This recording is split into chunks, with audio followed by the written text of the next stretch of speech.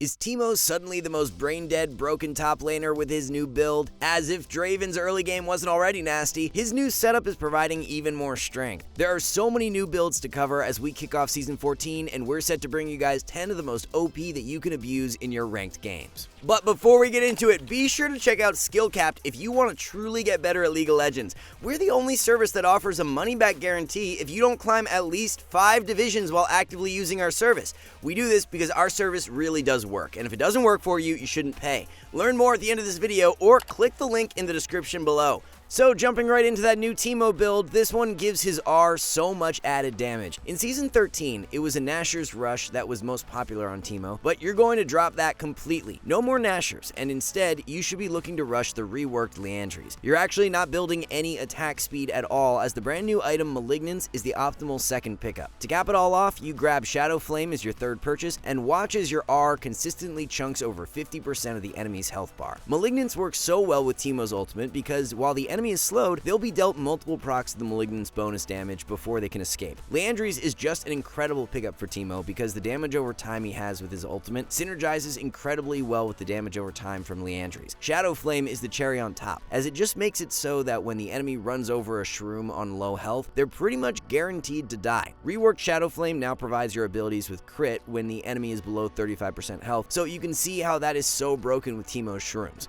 The rune page you'll want to run alongside this build is Airy with Mana Flow, Celerity, and Gathering Storm, followed by Taste of Blood and Ultimate Hunter for secondaries. Jax has been one of the biggest winners of Season 14 because he's now got a new core build that provides both consistent DPS and sustain. In Season 13, you either had to choose between Trinity Force or Divine Sunderer. Trinity gave you the DPS, while Sunderer offered more durability, but now with the addition of Sundered Sky, you're able to add some really nice sustain to your core build while still outputting disgusting damage. Sundered Sky as a rush is actually not performing all that bad on Jax, however Trinity Force is by far the more popular rush. If you're in a matchup where you have to take very short trades to win out, Sundered Sky Rush can work. Otherwise, Trinity will be the play. Whichever item you don't grab first, you'll always grab second though, as this 2-item core is simply the best. For the third purchase, it really depends on how you're looking to play out the game. If you plan on splitting to win and can't rely on grouping with your team, go for a Spear of Shojin. If your team is hard stomping and you can just look to group and secure Baron to close out the game, Sterix is the better teamfight pickup. You can swap between Grasp and Lethal Tempo for the Keystone rune depending on your matchup. Grasp is better in more volatile early matchups as it's better for those quick trades, while Lethal Tempo lets you mow people down in extended fights. Nocturne was one of the best junglers for solo queue to close out Season 13, and he's at the top of the food chain once again due to this crazy new setup. The most perfect Nocturne item was added to Season 14 called Experimental Hexplate. Hexplate provides your ultimate with 30 ability haste and also gives you 35% attack speed, along with 15% bonus movement speed after casting your R. The power of a Nocturne R has become even more lethal as his DPS is nuts, and there's literally no way the enemy can escape with that movement speed Nocturne gets right now. Now, after building Hexplate, you actually want to go into Eclipse as your second purchase. Stridebreaker was core on Bruiser Nocturne in Season 13, but after the item changes, Eclipse is outperforming heavily. For your third pickup, you generally have two good options. Axiom Arc is the play if you want more damage and the ability to play off R cooldown more consistently. Black Cleaver is great if you are against a comp with more Bruiser champions and need that added durability when diving into a fight. The rune page for Nocturne is Lethal Tempo with Triumph, Alacrity, and the Coup de Grace. Best secondaries are Eyeball Collection and Ultimate Hunter.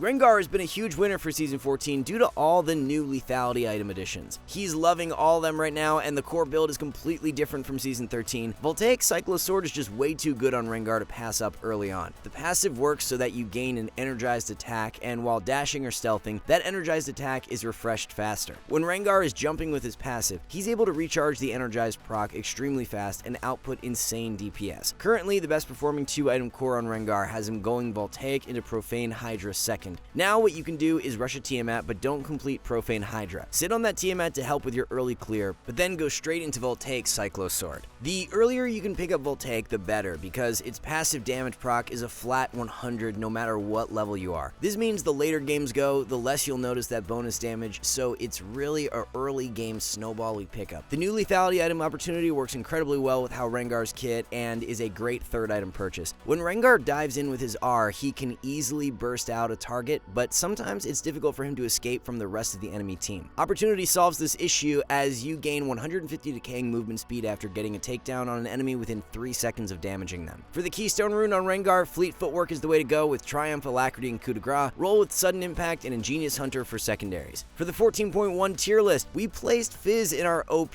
tier for the mid lane, and it turns out that decision was spot on. Fizz currently has an astounding 55% win rate and is popping off with the new AP items. Storm Surge just makes it so that Fizz's lethal range at item completion is absolutely ludicrous. The bonus damage proc from Storm Surge is so easy for Fizz to activate because he can easily deal 35% of an enemy's health bar. The fact Stopwatch is also no longer in the game gives Fizz so much more reliable kill threat later on in the game. Enemy ADC or bruisers can no longer stash a Stopwatch for late game fights, so it makes Fizz way more consistent. The 2-item core you'll want to be running is Storm Surge into Lichbane. 3rd item Zanya's works great for most games, however if you're really feeling spicy, Shadow Flame gives you even more burst. In regards to the rune setup, it's Electrocute with Sudden Impact, Eyeball Collection, and Ingenious Hunter, followed by Triumph and Coup de Grace for secondaries. It's really no secret how broken Storm Surge is on a lot of champions, so let's cover an OP build for mid lane that is flying more under the radar. Vladimir has a completely new setup for Season 14, and it does not involve the items you'd expect. Cosmic Drive and Rocket Belt are currently the most commonly bought items on Vladimir, but they are not performing nearly as well as this other build. Riftmaker is going to be the rush, and it's looking like the rework to Riftmaker is arguably the most broken yet slept on change of the patch. You now have a passive on Riftmaker that converts 2% of your bonus health into ability power, so stacking HP with the item works amazing. This is where the second item comes in and synergizes incredibly well as you build Liandry's, which provides 300 health. So you're going for a bit more of a sustained damage build here with Riftmaker and Liandry's, but is performing insanely well so far. If you're playing against a comp with more bruisers or tanks that you cannot reliably one-shot, you definitely want to be running this core instead of Rocket Belt with Cosmic Drive. Since you're playing for more extended fights with this build, taking Conqueror for the Keystone Rune works really well. If you're still building Trinity Force on Draven, drop it immediately and start abusing Lethality. Lethality Draven is back in a big way for Season 14 because Lethality is now a flat stat instead of scaling. This means the value from picking up early Lethality is much greater than before, which is perfect for Draven. So what does this Lethality build look like then?